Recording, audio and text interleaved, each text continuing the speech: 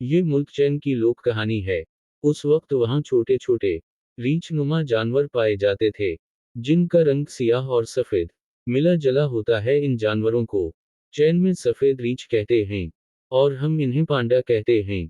उस वक्त बांस के घने जंगलों में रीछ रहा करते थे। इस जंगल के करीब किसी गांव के एक छोटे से घर में एक किसान अपनी बीवी के साथ रहता था। उसकी एक नन्ही प्यारी सी बेटी मनु थी। गर्मियों में एक दिन मनु अकेली जंगल के बाहर खेल रही थी। दरख्तों की छांव में ऐसी ठंडक थी जैसे बहते हुए झरने का पानी, और सब्जे पर जगह जगह गेंदे के जर्द फूल लहरा रहे थे।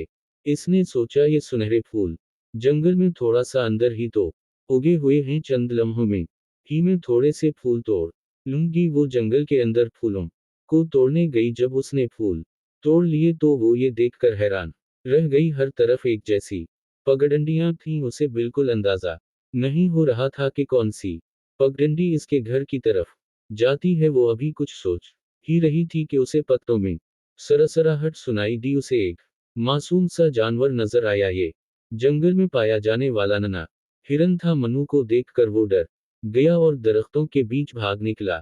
मनु भी उसके पीछे भागी कि शायद ये उसे घर की तरफ ले जाए, लेकिन वो जल्द ही उसकी नजरों से ओझल हो गया। अब तो मनु बिल्कुल ही रास्ता भूल गई। अब उसे डर भी लगने लगा। उसी वक्त उसे ऐसी आवाजें आए जैसे कोई दर्द से कराह रहा हो। वो आवाज की तरफ गई ताकि जो भी तकलीफ में हो उसकी मदद कर सके। वो ननरीच बिल्कुल सफेद था। वो तकलीफ से कराह रहा था। उसके पंजे के तलवे में एक कांटा चबा हुआ था। मनु ने बहुत एहतियात से कांटा निकाल दिया। ननरीच उसके हाथों पर प्यार से अपना चेहरा मास करने लगा। मनु ने भी हाथों से उसके सर पर प्यार क्या। उसी लम्हे एक बहुत बड़ी सफेद मादा रीछ गराती हुई तेजी से दरख्तों से निकली। लेकिन जब उसने देखा कि उसका बच्चा एक नन्ही बच्ची के साथ खेल रहा है, तो उसका गुस्सा झाग की तरह बैठ गया। उसने अपने मुंह से पहले अपने बच्चे को और फिर मनु को प्यार किया जैसे वो भी उसकी बची हो। वो सफेद मादा रीछ इतनी अच्छी थी कि मनु को इससे जरा भी डर नहीं लग रहा था। वो आगे बढ़ी और उसने मादा रीछ के गले में अपनी बाहें डाल दी और ठंडी सांस भर कर बोली, काश तुम मुझे मेरे घर का रास्ता बता सकती। अचानक सफेद मादा रीछ उठी और चल पड़ी। उसने मनु और नन्हे रीछ को इशारा किया कि वो इसके पीछे आए। जल्द ही मनु ने देखा कि वो इसे रास्ता दिखाते हुए जंगल से बाहर ले गई। इसका घर वहां से नजदीक ही था। मनु इस दिन के बाद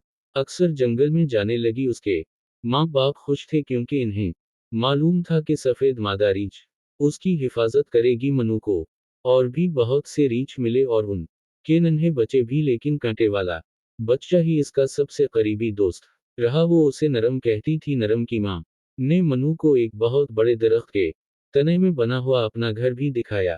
मनु बार बार जंगल में गई। वो रीछ के नन्हे बच्चों से खेलती और जंगल के तौर तरीके सीखती, और रात होने से पहले नरम की माँ हिफाजत से इसे जंगल से बाहर छोड़ आती। मौसम बाहर की एक से खा को मनु नरम के घर बैठी थी। वो रीछ के नन्हे बच्चों को खेलता हुआ देख रही थी।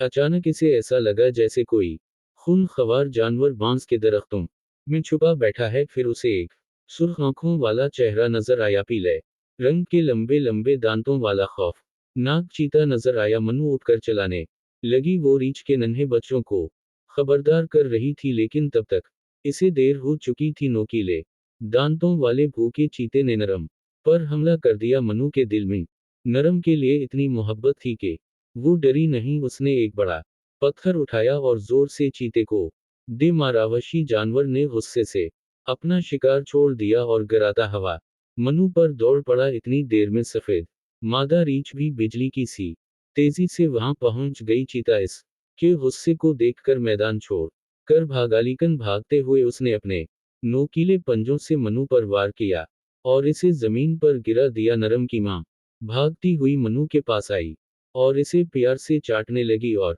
कोशिश करती रही कि वो उठ जाए, लेकिन मनु के जिस्म में कोई हरकत न हुई, क्योंकि इसने अपनी जान देकर नरम की जिंदगी बचा ली थी।